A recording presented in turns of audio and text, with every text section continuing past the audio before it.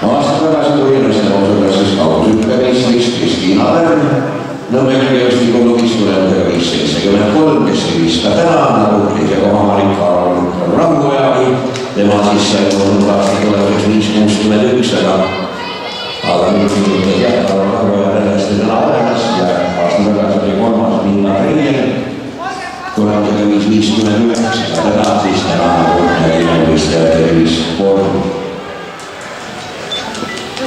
Kalvi Kirioja aga juhtimas naiste noorsuudessi 800 jooksjate ringi, kohe jääb 2 ringi üle finiši.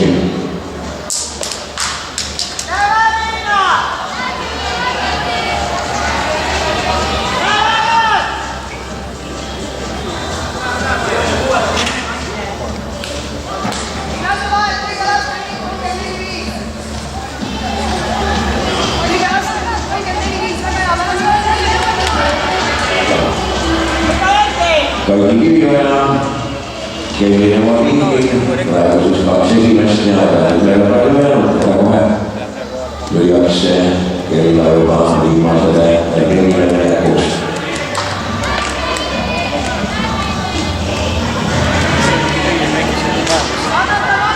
Kalvi Kirioja, Kevin Emoriigi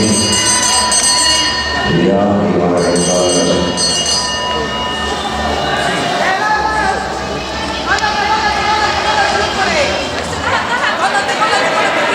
Kalvi Kirioja ei ole ikinäkoitteiset saadana, siis tulevad Metsa. Ja tundub siis nii, et Kelly ja Keiti Metsad peavad siis olema need, kes teevad selgeks, kes on täna pronksi saada, kes silma jääb, aga Kinnimaaja Kiiti peaks nüüd siis viimases lõpuks ka ikkagi võivast mööda ja viib võidu Rakvere kergejõustiklubile Vikke.